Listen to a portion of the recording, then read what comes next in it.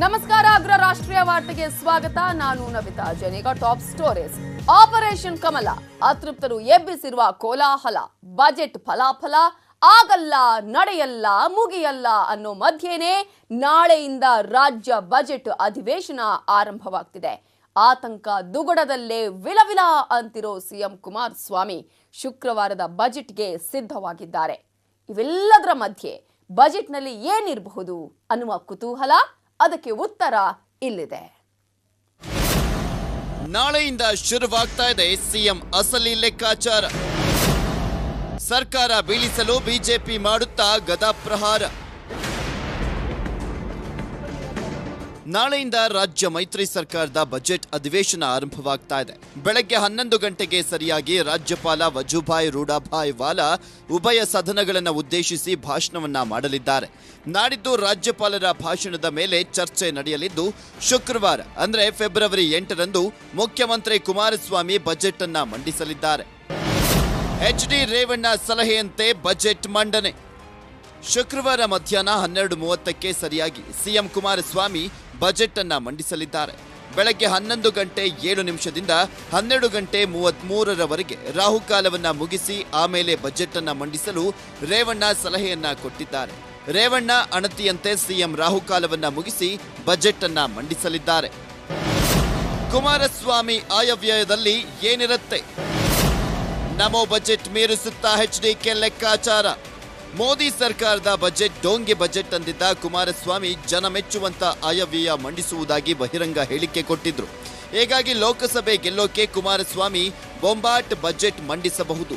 Budget ಪ್ರಮುಖಾಂಶಗಳು news 18ಗೆ ಸಿಕ್ಕಿದೆ. HDK budget ಹೈಲೈಟ್ಸ್ಗಳು ಹೀಗಿವೆ. ಈ ಸಲದ ಬಜೆಟ್ ಗಾತ್ರ 2.5 ಲಕ್ಷ ಕೋಟಿ ದಾಟುವ ನಿರೀಕ್ಷೆ ಇದೆ. ಕಳೆದ ಬಾರಿ 2,14,488 ಕೋಟಿ ರೂಪಾಯಿ ಬಜೆಟ್ ಮಂಡನೆ ಆಗಿತ್ತು. ಈ ಬಾರಿ 2,50,000 ಕೋಟಿ ರೂಪಾಯಿ ಬಜೆಟ್ ಮಂಡಿಸುವ ಸಾಧ್ಯತೆ ಇದೆ. ಅಂದಾಜು 2.5 ಲಕ್ಷ ಕೋಟಿ ಬಜೆಟ್ನಲ್ಲಿ ರೈತರ ಸಂಪೂರ್ಣ ಸಾಲ ಮನ್ನಾಗೆ 44,000 ಕೋಟಿ ನಿಗದಿಯಾಗಬಹುದು. ಯಾಕಂದ್ರೆ ರಾಷ್ಟ್ರೀಕೃತ ಬ್ಯಾಂಕುಗಳಲ್ಲಿರುವಂತಹ ರೈತರ ಸಂಪೂರ್ಣ ಸಾಲ ಮನ್ನಾ ಘೋಷಣೆ ಮಾಡಬಹುದು. ಆದರೆ 4 ವರ್ಷಗಳಲ್ಲಿ ಹಂತ ಹಂತವಾಗಿ ಸಾಲ ಮನ್ನಾ ಮಾಡುವ ಬಗ್ಗೆ ಘೋಷಣೆ ಆಗೋ ಸಾಧ್ಯತೆ ಇದೆ. ಕಳೆದ ಬಾರಿ 6,500 ಕೋಟಿಯಲ್ಲಿ 1,440 ಕೋಟಿ ಸಾಲ ಮನ್ನಾ ಆಗಿದೆ. ಈ ಬಾರಿ 44,000 ಕೋಟಿ ಮನ್ನಾ ಆಗಬಹುದು. ಶೂನ್ಯ ಬಂಡವಾಳ ಸಂಬಂಧಿಸಿದ ಕೃಷಿಗೆ ಆದ್ಯತೆಯನ್ನ ಕೊಡಬಹುದು. ಕಡಿಮೆ ವೆಚ್ಚ ಹೆಚ್ಚು ಉತ್ಪಾದನೆಯ ಗುಂಪು ಕೃಷಿ ಯೋಜನೆ ಜಾರಿ ಮಾಡಬಹುದು. ಮಹಿಳಾ ರೈತರಿಗೆ ವಿಶೇಷ ಕೃಷಿ ಪ್ಯಾಕೇಜ್ ಘೋಷಣೆ ಆಗಬಹುದು. ಫಸಲ್ ಬಿಮಾ ಯೋಜನೆಗೆ ಪರ್ಯಾಯ ಸ್ಕೀಮ್ ಜಾರಿಗೆ ಬರಲಿದ್ದು, ರಾಜ್ಯ ಸರ್ಕಾರ ಪ್ರಾಯೋಜಿತ ಬೆಳೆ ವಿಮೆ ಯೋಜನೆ ಜಾರಿಯಾಗಬಹುದು. ಇಸ್ರೇಲ್ ಮಾದರಿ ಕೃಷಿ ತಂತ್ರಜ್ಞಾನಕ್ಕೆ ಒತ್ತು ಕೊಡಲಿದ್ದಾರೆ. ಕಬ್ಬು ಬೆಳೆಗಾರರ ಬಾಕಿ ಕೊಡಿಸಲು ಹೊಸ ಕಾಯ್ದೆ ಜಾರಿ ತರ್ತಾರೆ ಅಂತ ಹೇಳಲಾಗ್ತಾ ಇದೆ.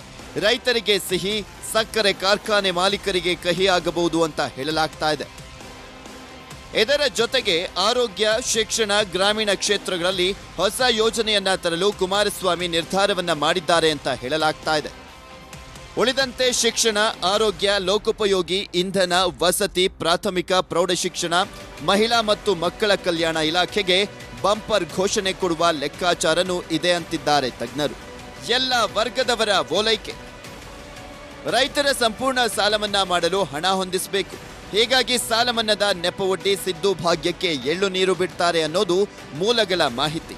ಈಗಾಗಲೇ ಪಶುಭಾಗ್ಯ, ಮಹಿಳೆಯರಿಗೆ ಬಸ್ ಪಾಸ್, ಲ್ಯಾಪ್ಟಾಪ್, ವಿದ್ಯಾರ್ಥಿಗಳಿಗೆ ಉಚಿತ ಬಸ್ ಪಾಸ್, ರೈತ ಬೆಳಕು ಯೋಜನೆಗಳನ್ನು ಸ್ಥಗಿತಗೊಳಿಸಿದ್ದಾರೆ.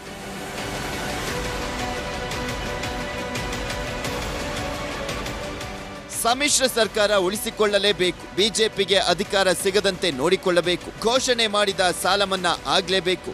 ಹೀಗಾಗಿ ಕುಮಾರಸ್ವಾಮಿ ಬಜೆಟ್ ಸಾಕಷ್ಟು ಕುತೂಹಲವನ್ನ ಕೆರಳಿಸಿದೆ. Chidanand Patel, political bureau, news 18 Kannada. ನಾಳೆಯಿಂದ ಬಜೆಟ್ ಅಧಿವೇಶನ ಶುರುವಾಗ್ತಾ ಇದೆ. ಬಿಜೆಪಿಯವರು ಬಜೆಟ್ ಆಗಲ್ಲ ಅಂತಿದ್ದಾರೆ. ಆದ್ರೆ ಕಾಂಗ್ರೆಸ್ನಲ್ಲಿ ಮಾತ್ರ ಏನೂ ಆಗಲ್ಲ ಅನ್ನುವ ವಿಶ್ವಾಸ. ಬಟ್ ಕ್ಯೂರಿಯಾಸಿಟಿ ಇರೋದು ಅತೃಪ್ತ ಕಾಂಗ್ರೆಸ್ ಶಾಸಕರು ಬರ್ತಾರಾ ಬರಲ್ವಾ ಅನ್ನೋದ್ರಲ್ಲಿ.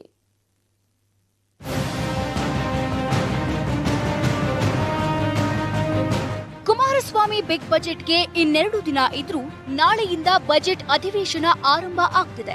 ವಿಧಾನಸೌಧ ಮಧುವಣಗಿತ್ತಿಯಂತೆ ರೆಡಿ ಆಗ್ತಿದೆ.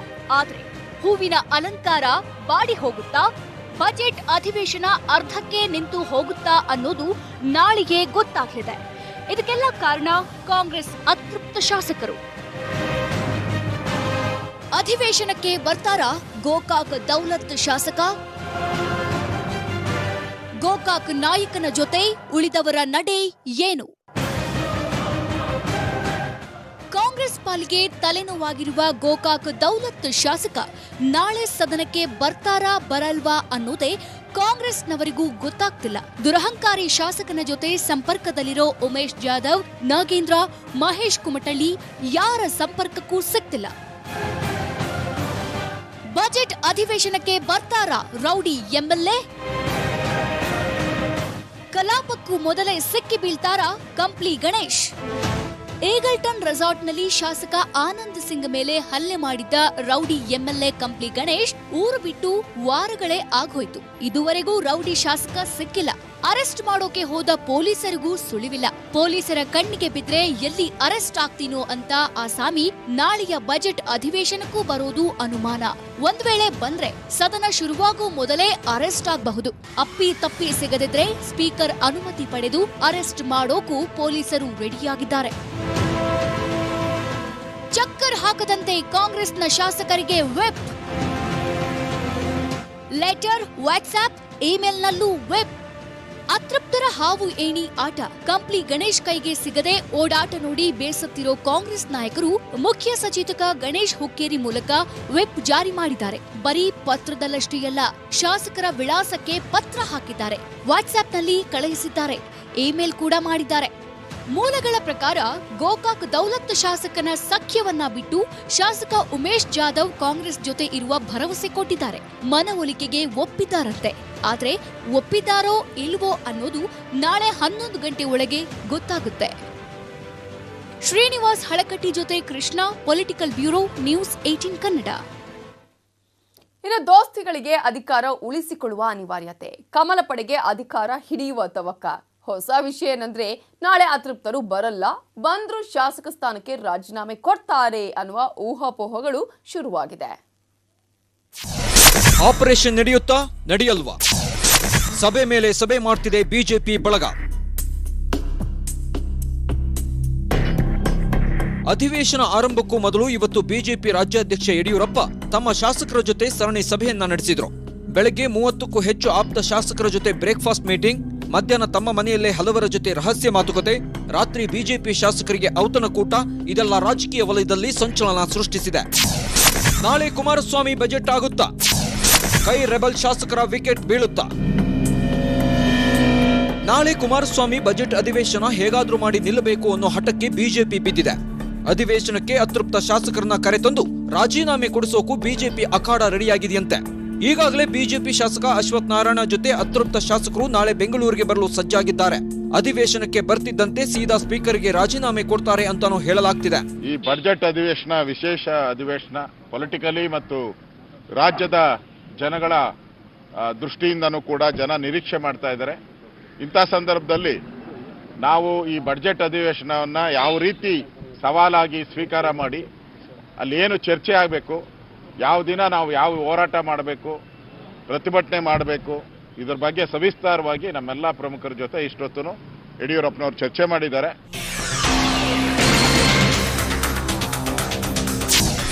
ಆಪರೇಷನ್ ಕಮಲದ ಉಸ್ತುವಾರಿ ಚಕ್ಕರ್, ಬಿಜೆಪಿ ಸಭೆಗೆ ಆಬ್ಸೆಂಟ್ ಅಶ್ವಥ್ ನಾರಾಯಣ.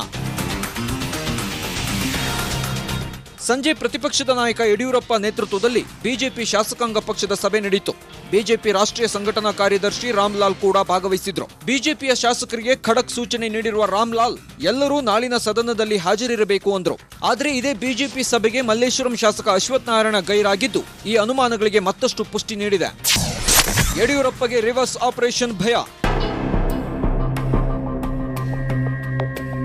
ನಾಳೆ ಅತೃಪ್ತ ಶಾಸಕರು ರಾಜೀನಾಮೆ ಕೊಟ್ಟಿದ್ದೇ ಆದ್ರೆ ತಕ್ಷಣವೇ ದೋಸ್ತಿ ಸರ್ಕಾರದಿಂದ ಬಿಜೆಪಿ ಶಾಸಕರ ಆಪರೇಷನ್ ಶುರುವಾಗಲಿದೆ. ಈಗಾಗಲೇ ಸಿದ್ಧತೆಗಳು ಆಗಿದ್ದು ಕೆಲವು ಬಿಜೆಪಿ ಶಾಸಕರಿಗೂ ದೋಸ್ತಿ ನಾಯಕರು ಆಫರ್ ಕೊಟ್ಟಿದ್ದಾರಂತೆ. ಈ ವಿಷಯ ತಿಳಿದ ಯಡಿಯೂರಪ್ಪ ಶಾಸಕಾಂಗ ಸಭೆಯಲ್ಲಿ ಯಾರೂ ಅವಸರ ಪಡಬೇಡಿ, ದುಡುಕಿನ ನಿರ್ಧಾರ ತೆಗೆದುಕೊಳ್ಳಬೇಡಿ ಅಂತ ಸೂಚನೆ ಕೊಟ್ಟಿದ್ದಾರೆ ಎನ್ನಲಾಗಿದೆ. ಒಟ್ನಲ್ಲಿ ನಾಳೆಯ ಜಂಟಿ ಅಧಿವೇಶನದ ಮೇಲೆ ಸಾಕಷ್ಟು ಕುತೂಹಲಗಳಿವೆ. ಬಿಜೆಪಿ ನಿರ್ಧಾರ ಏನು? ಅತೃಪ್ತರು ದೋಸ್ತಿ ಸರ್ಕಾರಕ್ಕೆ ಶಾಕ್ ಕೊಡ್ತಾರಾ, ಇಲ್ಲ ಆಪರೇಷನ್ ಕಮಲ ಟುಸ್ ಪಟಾಕಿನ ಅನ್ನೋದೆಲ್ಲ ಗೊತ್ತಾಗಲಿದೆ.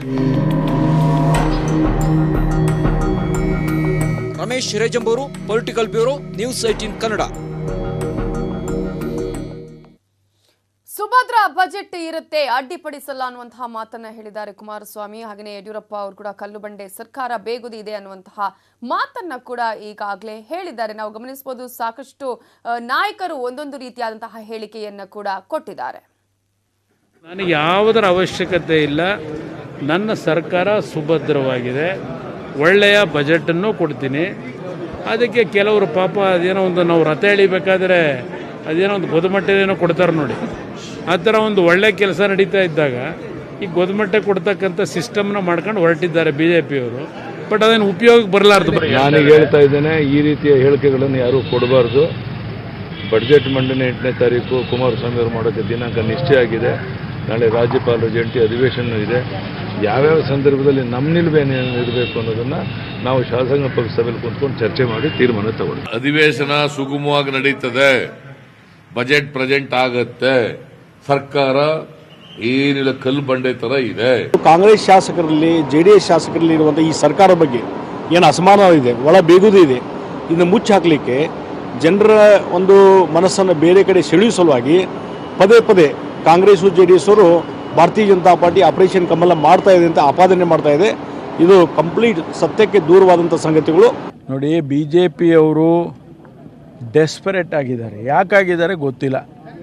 ಅವರು ಮಾನ್ಯ ಮಾಜಿ ಮುಖ್ಯಮಂತ್ರಿಗಳು, ವಿರೋಧ ಪಕ್ಷದ ನಾಯಕರು, ಯಡಿಯೂರಪ್ಪನವರು ಆದಷ್ಟು ಬೇಗ ಮುಖ್ಯಮಂತ್ರಿಗಳಾಗಬೇಕು ಅಂಥೇಳಿ ಎಲ್ಲೋ ಒಂದು ಕಡೆ ಅವರಿಗೆ ಆಸೆ ಹೊರಟುಬಿಟ್ಟಿದೆ ಅಂತ ಕಾಣಿಸುತ್ತೆ. ರಾಷ್ಟ್ರದಲ್ಲಿ ಕಾಂಗ್ರೆಸ್ ಪಕ್ಷ ನಿರ್ಮಾಣ ಆಗ್ತಾ ಇದೆ, ಇದು ಕಾಂಗ್ರೆಸ್ ಪಕ್ಷ ಅಸ್ತಿತ್ವವನ್ನು ಕಳ್ಕೊತಾ ಇದೆ. ಅಂಥ ಸಂದರ್ಭದಲ್ಲಿ ಮತ್ತೆ ಪುನಃ ಸಿದ್ದರಾಮಯ್ಯ ಪಟ್ಟಗಟ್ಟಿ ಮತ್ತೆ ಎಲ್ಲೊಂದು ಲೋಕಸಭೆಯಿಂದ ಅವ್ರಿಗೇನೋ ಚುನಾವಣೆಯಲ್ಲಿ ಏನೋ ಮಾಡ್ಕೊಂಡು ಮತ್ತೆ ಅವ್ರಿಗೆ ಮೋಸ ಮಾಡೋಂಥ ಕೆಲಸ ಮಾಡ್ತಾರೆ. ಈ ಆಪರೇಷನ್ ಕಮಲ ಕಂಪ್ಲೀಟ್ಲಿ ಇದು ಫ್ಲಾಪ್ ಆಗ್ತದೆ.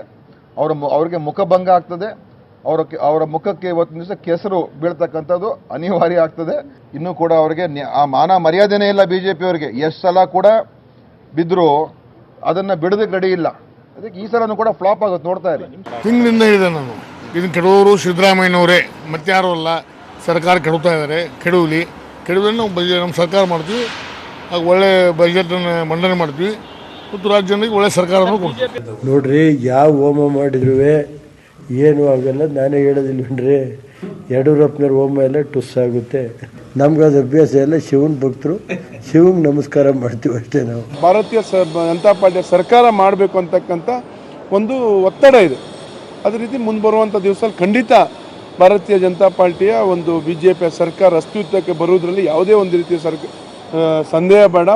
ಮಾನ್ಯ ಯಡಿಯೂರಪ್ಪನವರು ಮುಖ್ಯಮಂತ್ರಿ ಆಗ್ತಾರೆ. ಯಾವ ಒಬ್ಬ ಶಾಸಕನೂ ರಾಜೀನಾಮೆ ಕೊಡಲ್ಲ, ಎಲ್ಲರೂ ನಮ್ಮ ಜೊತೆ ಇದ್ದಾರೆ, ಇನ್ಕ್ಲೂಡಿಂಗ್ ರಮೇಶ್ ಜಾರಕಿಹೊಳಿ, ನಾಗೇಂದ್ರ, ಉಮೇಶ್ ಜಾಧವ್, ಇವ್ರು ಯಾರ್ಯಾರು ಎಲ್ಲರೂ ನಮ್ಮ ಜೊತೆ ಇದ್ದಾರೆ. ಇದು BJPಯವರು ಹಗಲುಗನಸು ಕಾಣ್ತಾ ಇದ್ದಾರೆ. 14 ಜನ ರಾಜೀನಾಮೆ ಕೊಡ್ತಾರೆ, ಅದು ಮಾಡ್ತಾರೆ, ಅದು ಯಾವುದೂ ಕೂಡ ಆಗೋದಲ್ಲ. ಈ ಮೈತ್ರಿ ಸರ್ಕಾರಕ್ಕೆ ಬಹುಮತ ಇಲ್ಲ ಅಂತ ತೀರ್ಮಾನ ಆಗಿರೋದು ಸ್ಪಷ್ಟ ಆಗಿದೆ. ಕಾಂಗ್ರೆಸ್ ಶಾಸಕಾಂಗ ಪಕ್ಷಕ್ಕೆ ಯಾರು ಬರಲ್ಲ ಅವ್ರ ಬಗ್ಗೆ ಕಠಿಣ ಕ್ರಮ ತಗೋತೀವಿ ಅಂತಂದರು. 4 ಜನ ಸಭೆಗೆ ಬರಲಿಲ್ಲ, ಒಬ್ಬರು ಬಸ್ ಹತ್ಕೊಂಡಿದ್ದೆ ಓಡಿದ್ರು. ಇವತ್ತಿನ ತನಕ ಈ ಕಠಿಣ ಕ್ರಮ ತಗೊಂಡಿಲ್ಲ.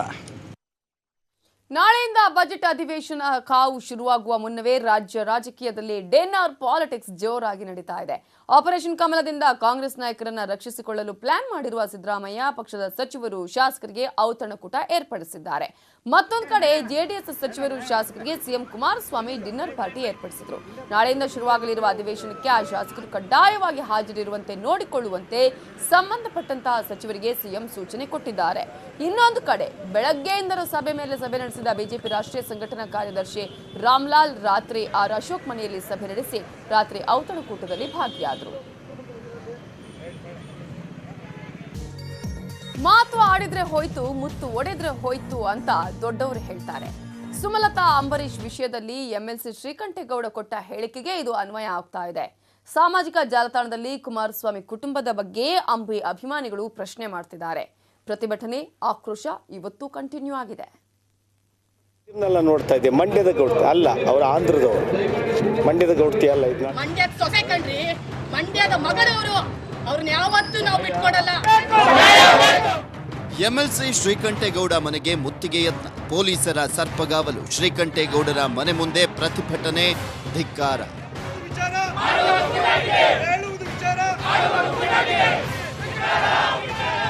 ಸುಮಲತಾ ಆಂಧ್ರದವರು ಅಂದಿದ್ದು ಶ್ರೀಕಂಠೇಗೌಡ, ಆದರೆ ನನಗೂ ತೆಲುಗು ನಂಟು ಎಂದಿದ್ದ ಸಿಎಂ ಹೇಳಿಕೆ ವೈರಲ್ ಮಾಡಿದ ಅಂಬಿ ಅಭಿಮಾನಿಗಳು.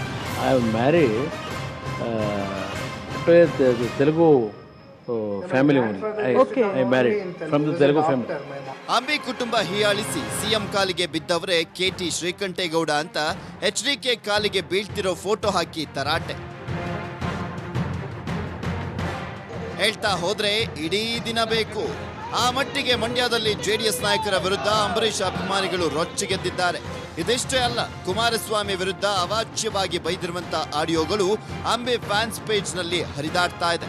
ಶ್ರೀಕಂಠೇಗೌಡ ಸುಮಲತಾ ಮಂಡ್ಯ ಗೌಡ್ತಿ ಅಲ್ಲ, ಆಂಧ್ರದವರು ಅಂದಿದ್ದಕ್ಕೆ ಅಂಬಿ ಅಭಿಮಾನಿಗಳು ಏಪರಿ ಸಿಟ್ಟಿಗೆದ್ದಿದ್ದಾರೆ.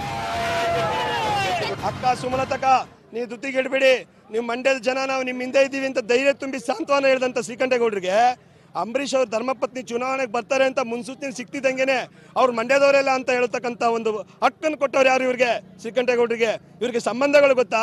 ಕೊಟ್ಟೆಣು ಕುಲಕ್ಕೆ ಹೊರಗು ಅಂತಕ್ಕಂಥ ನಾಡು ನುಡಿದೆ. ಶ್ರೀಕಂಠೇಗೌಡರಿಗೆ ಹೇಳ್ತಾ ಇದ್ದೀನಿ, ನೀವು ವಿಚಾರವಾದಿ ಅಂತ ಹೇಳ್ತಕ್ಕಂಥ ಬೂಟಾಟಿಕೆ ವಿಚಾರವಾದಿ. ನೀವು ವಿಚಾರವಾದಿನೇ ಅಲ್ಲ. ನೀವು ಆದಷ್ಟು ಬೇಗ ನಮ್ಮ ಅಕ್ಕನ ಹತ್ರ ಕ್ಷಮೆ ಕೇಳಲೇಬೇಕು. ನೀವು ಕೇಳಲಿಲ್ಲ ಅಂದರೆ ಉಗ್ರ ಹೋರಾಟ ಇದು ಮುಂದುವರಿತಿದೆ, ಇಲ್ಲಿಗೆ ನಿಲ್ಲಲ್ಲ. ಅದನ್ನು ಮಾತ್ರ ಎಚ್ಚರಿಕೆಯಿಂದ ಇಟ್ಕೊಳ್ಳಿ. ನೀವು ಈಗ ಏನೋ ಮಾತಾಡ್ಬಿಟ್ಟು ಎಲ್ಲ ಮೀಡಿಯಾದವ್ರು ಕರೆಸಿ ಮಾತಾಡ್ಬಿಟ್ಟು ಔಸ್ಕೊಂಡು ಮನೆ ಬಿಟ್ಟು ಎಲ್ಲೋ ಹೊರಟೋಗೋದಲ್ಲ. ಇಲ್ಲಿ ಇರಬೇಕು, ಗಂಡಸ್ತನ ಇಲ್ಲಿ ತೋರಿಸ್ಬೇಕು, ಮಾತಾಡ್ಬೇಕು ಜನದ ಮುಂದೆ ಬಂದು. ಅಂಬರೀಷ್ ಅಭಿಮಾನಿಗಳಷ್ಟೇ ಅಲ್ಲ, ಮಂಡ್ಯದ ಮದ್ದೂರಿನಲ್ಲಿ ಜೆಡಿಎಸ್ ಜೊತೆ ಹೊಂದಾಣಿಕೆ ಮಾಡಿಕೊಂಡ್ರೆ ನಾವು ಸುಮ್ಮನಿರಲ್ಲ ಅಂತ ಕೆಪಿಸಿಸಿ ಅಧ್ಯಕ್ಷ ದಿನೇಶ್ ಗುಂಡೂರಾವ್ಗೂ ತರಾಟೆ ತೆಗೆದುಕೊಂಡಿದ್ದಾರೆ. ಅದರಲ್ಲೇ ಎರಡು ಮಾತಿಲ್ಲ, ನೀವು ಬರಲೇಬೇಡಿ ಈ ಕ್ಷೇತ್ರಕ್ಕೆ. ನೀವೇನಾದ್ರು ಹೊಂದಾಣಿಕೆ ಮಾಡ್ಕೊಂಡ್ರೆ ನಮ್ಮ ಇಷ್ಟ ನಾವು ಏನಾರು ಮಾಡ್ತೀವಿ. ನೀವು ದಳಕ್ಕೆ ಓಟ್ ಹಾಕ್ಬೇಕು ಅಂತಂತಂದ್ರೆ ನಾವು ಹಾಕೋಕೆ ರೆಡಿ ಇಲ್ಲ. ಅದು ಮಾತ್ರ ನೀವು ಮಾಡಬೇಡಿ. ಅಪ್ಪಿತಪ್ಪಿ ಏನಾರು ಬಂದು ನೀವು ಕಾರ್ಯಕರ್ತ ಸಭೆ ಕರೆದು ನೀವೇನಾರು ಇದು ಮಾಡೋದಿದ್ರೆ. ಈ ಮಧ್ಯೆ ಗೃಹ ಸಚಿವ ಎಂಬಿ ಪಾಟೀಲ್ ಸುಮಲತಾ ಸ್ಪರ್ಧೆ ಮಾಡಿದ್ರೆ ನನ್ನ ಬೆಂಬಲ ಇದೆ ಅಂದಿರೋದು ಜೆಡಿಎಸ್ಗೆ ನುಂಗಲಾರದ ತುತ್ತಾಗಿದೆ. ಅಂಬರೀಷ್ ಅವರ ಧರ್ಮಪತ್ನಿ, ಅಂಬರೀಷ್ ಅವರು ನನ್ನ ಆತ್ಮೀಯ ಸ್ನೇಹಿತರು. ಅವರ ಧರ್ಮಪತ್ನಿಯವರು ಸುಮಲತಾ ಅವರು ಕೂಡ ಅರ್ಹರಿದ್ದಾರೆ. ಅಂಬರೀಷ್ ಅವರ ಅಭಿಮಾನಿಗಳು ಮಂಡ್ಯದಲ್ಲಿ ಬಹಳಷ್ಟಿದ್ದಾರೆ. ಒಟ್ಟಾರೆ ಮಂಡ್ಯದಲ್ಲಿ ಸುಮಲತಾ ರಾಜಕೀಯ ಎಂಟ್ರಿ ಸಖತ್ ಸೆನ್ಸೇಷನ್ ಕ್ರಿಯೇಟ್ ಮಾಡಿದೆ. ಜೊತೆಗೆ ಶ್ರೀಕಂಠೇಗೌಡರ ಹೇಳಿಕೆ ಜೆಡಿಎಸ್ ಪಕ್ಷಕ್ಕೆ ಡ್ಯಾಮೇಜ್ ಮಾಡ್ತಿದ್ದು ವರಿಷ್ಠರಿಗೆ ತಲೆನೋವಾಗಿರುವುದಂತೂ ಸುಳ್ಳಲ್ಲ. ರಾಘವೇಂದ್ರ ಗಂಜಂ, ನ್ಯೂಸ್ 18 ಕನ್ನಡ, ಮಂಡ್ಯ. ಪಶ್ಚಿಮ ಬಂಗಾಳದಲ್ಲಿ ಸಿಎಂ ಮಮತಾ ಬ್ಯಾನರ್ಜಿ ಸಿಬಿಐ ವಿರುದ್ಧ ಅಕ್ಷರಶಃ ಯುದ್ಧವನ್ನೇ ಘೋಷಿಸಿದ್ರು. ಕೇಂದ್ರ ಸರ್ಕಾರದ ವಿರುದ್ಧ ಮತ್ತೆ ಪ್ರತಿಪಕ್ಷಗಳನ್ನು ಒಗ್ಗೂಡಿಸಿ ಧರಣಿ ನಡೆಸಿದ್ರು. 3 ದಿನಗಳ ಕಾಲ ಪ್ರಧಾನಿ ಮೋದಿ ವಿರುದ್ಧ ಅಬ್ಬರಿಸಿ ಬೊಬ್ಬಿರಿದ್ರು. ಆದ್ರೆ ಸುಪ್ರೀಂ ಕೋರ್ಟ್ ಚಾಟಿ ಬೀಸಿದ ಮೇಲೆ ಧರಣಿ ವಾಪಸ್ ಪಡೆದಿದ್ದಾರೆ. ಅಂತೂ ಸಿಬಿಐ ವಿರುದ್ಧ ಬಂಗಾಳಿ ದೀದಿ ಕಾಳಗ ಅಂತ್ಯ. ಸುಪ್ರೀಂ ತೀರ್ಪು ತನ್ನದೇ ಗೆಲುವು ಅಂದ್ರು ಮಮತಾ. ಶಾರದಾ ಚಿಟ್ ಫಂಡ್ ಹಗರಣದಲ್ಲಿ ವಿಚಾರಣೆಗೆ ಅಂತ ಸಿಬಿಐ ಬಂದಿದ್ದನ್ನೇ ನೆಪ ಮಾಡಿಕೊಂಡು ಪಶ್ಚಿಮ ಬಂಗಾಳ ಸಿಎಂ ಮಮತಾ ಬ್ಯಾನರ್ಜಿ ಸಮರ ಸಾರಿದ್ರು. ಕೇಂದ್ರ ಸರ್ಕಾರದ ವಿರುದ್ಧ ವಿರೋಧ ಪಕ್ಷಗಳನ್ನ ಒಗ್ಗೂಡಿಸಿದ್ರು. ಆದ್ರೆ ಕೋಲ್ಕತಾ ಪೊಲೀಸ್ ಕಮಿಷನರ್ ವಿಚಾರಣೆಗೆ ಸುಪ್ರೀಂ ಕೋರ್ಟ್ ಅನುಮತಿ ನೀಡಿದ ಮೇಲೆ ಸಿಎಂ ದೀದಿ ಅನಿವಾರ್ಯವಾಗಿ ಧರಣಿಯನ್ನ ಅಂತ್ಯಗೊಳಿಸಿದ್ದಾರೆ. ಬಂಧನ ಬೇಡ ಅಂತ ಸುಪ್ರೀಂ ಕೋರ್ಟ್ ಹೇಳಿದ್ದನ್ನ ತನ್ನ ಗೆಲುವು ಅಂತಾನೆ ಹೇಳಿಕೊಂಡಿದ್ದಾರೆ.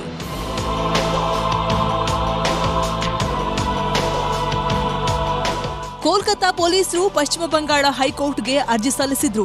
ಆದರೆ ಸಿಎಂ ಮಮತಾ ಬ್ಯಾನರ್ಜಿ ನಡೆಸಿದ ಧರಣಿಯಲ್ಲಿ ಕೋಲ್ಕತಾ ಪೊಲೀಸ್ ಕಮಿಷನರ್ ಪಾಲ್ಗೊಂಡಿದ್ದಕ್ಕೆ ಕೇಂದ್ರ ಗೃಹ ಇಲಾಖೆ ಅಸಮಾಧಾನ ವ್ಯಕ್ತಪಡಿಸಿದೆ. ಕಮಿಷನರ್ ರಾಜೀವ್ ಕುಮಾರ್ ವಿರುದ್ಧ ಅಶಿಸ್ತು ಮತ್ತು ಸೇವಾ ನಿಯಮ ಉಲ್ಲಂಘಿಸಿದ್ದಕ್ಕೆ ತನಿಖೆ ನಡೆಸಿ ಅಂತ ಪಶ್ಚಿಮ ಬಂಗಾಳ ಸರ್ಕಾರಕ್ಕೆ ಸೂಚಿಸಿದೆ. ಮಹಾಗಠಬಂಧನ್ ಪಕ್ಷಗಳು ಲೋಕಸಭೆಯಲ್ಲಿ ಕೂಡ ಕೇಂದ್ರ ಸರ್ಕಾರದ ವಿರುದ್ಧ ಗದ್ದಲ ಎಬ್ಬಿಸಿದ್ವು. ಸಿಬಿಐ ಮತ್ತು ಐಟಿಯನ್ನ ವಿಪಕ್ಷಗಳನ್ನ ಹೆಣೆಯೋಕೆ ಕೇಂದ್ರ ಸರ್ಕಾರ ಉಪಯೋಗಿಸಿಕೊಳ್ತಿದೆ ಅಂತ ದೂರಿದ್ವು.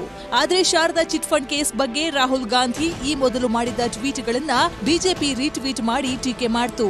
ಇದೇ ನೆಪದಲ್ಲಿ ವಿಪಕ್ಷಗಳನ್ನ ಒಗ್ಗೂಡಿಸೋದ್ರಲ್ಲಿ ಮಮತಾ ಸಕ್ಸಸ್ ಆಗಿದ್ದಾರೆ. ಮಮತಾ ಬ್ಯಾನರ್ಜಿ ಹೋರಾಟಕ್ಕೆ ಮಾಜಿ ಪ್ರಧಾನಿ ಎಚ್ಡಿ ದೇವೇಗೌಡ ಮೆಚ್ಚುಗೆ ವ್ಯಕ್ತಪಡಿಸಿದ್ರೆ ಸಿಎಂ ಚಂದ್ರಬಾಬು ನಾಯ್ಡು, ತೇಜಸ್ವಿ ಯಾದವ್, ಕನ್ನಿಮೋಳಿ ಸೇರಿ ವಿಪಕ್ಷ ನಾಯಕರು ಪಶ್ಚಿಮ ಬಂಗಾಳಕ್ಕೆ ತೆರಳಿ ಬೆಂಬಲಿಸಿದ್ವು. ಲೋಕಸಭೆ ಚುನಾವಣೆ ಹತ್ತಿರ ಬರ್ತಾ ಇದ್ದಂತೆ ಮಹಾಗಠಬಂಧನ್ ಪಕ್ಷಗಳು ಪದೇ ಪದೇ ಒಗ್ಗೂಡ್ತಿವೆ. ಪ್ರಧಾನಿ ಮೋದಿ ಆಧಿಪತ್ಯಕ್ಕೆ ಸವಾಲು ಹಾಕ್ತಿವೆ. ಈ ಮಧ್ಯೆ ದೆಹಲಿಯಲ್ಲಿ ಮತ್ತೆ ಧರಣಿ ನಡೆಸೋಕೆ ಮಮತಾ ದೀದಿ ತಯಾರಿ ನಡೆಸ್ತಾ ಇದ್ದಾರೆ. Kiran Malkar, news desk, news 18 Kannada. Suttur ಶ್ರೀಗಳು ಅಪಾಯದಿಂದ ಪಾರಾಗಿದ್ದಾರೆ. ಕುಸ್ತಿ ಪಂದ್ಯಾವಳಿ ಉದ್ಘಾಟನೆಗಂತ ಬಲೂನ್ಗಳನ್ನು ತರಲಾಗಿತ್ತು. ಹಾರಿ ಬಿಡುವ ಮುನ್ನವೇ ನೈಟ್ರೋಜನ್ ಬಲೂನ್ಗಳು ಸ್ಫೋಟಗೊಂಡಿದೆ. ಕುಸ್ತಿಪಟುಗಳು ಹಾಗೂ ಸುತ್ತೂರು ಶ್ರೀಗಳು ನಿಂತಿದ್ದ ವೇಳೆ ಶ್ರೀಗಳ ತಲೆ ಮೇಲೆ ಬಲೂನ್ ಸ್ಫೋಟಗೊಂಡಿದೆ. ಅವಘಡದಲ್ಲಿ 3 ಸಣ್ಣ ಪುಟ್ಟ ಗಾಯಗಳಾಗಿದ್ದು ಆಸ್ಪತ್ರೆಯಲ್ಲಿ ಚಿಕಿತ್ಸೆ ಪಡೆಯುತ್ತಿದ್ದಾರೆ.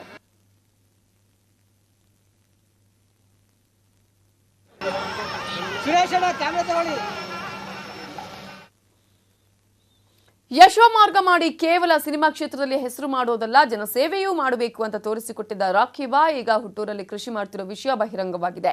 ನಟ ಯಶ್ ತಮ್ಮ ಹುಟ್ಟೂರು ಹಾಸನ ಜಿಲ್ಲೆ ಅರಸೀಕೆರೆ ತಾಲೂಕಿನ ಅಟ್ಟಾವರ ಬಳಿ 80 ಎಕರೆ ಜಮೀನು ಖರೀದಿಸಿ ಕೃಷಿಯಲ್ಲೂ ತೊಡಗಿಸಿಕೊಂಡಿದ್ದಾರೆ. ಅಷ್ಟೇ ಅಲ್ಲದೆ ಕೃಷಿ ಚಟುವಟಿಕೆಗಳಿಗಾಗಿ ಹಾಸನಕ್ಕೆ ಬಂದಾಗ ಉಳಿದುಕೊಳ್ಳಲು ಯಶ್ ವಿದ್ಯಾನಗರದಲ್ಲಿ ಸುಮಾರು 2,45 ಕೋಟಿ ವೆಚ್ಚದ ಮನೆಯನ್ನು ಖರೀದಿಸಿದ್ದಾರೆ.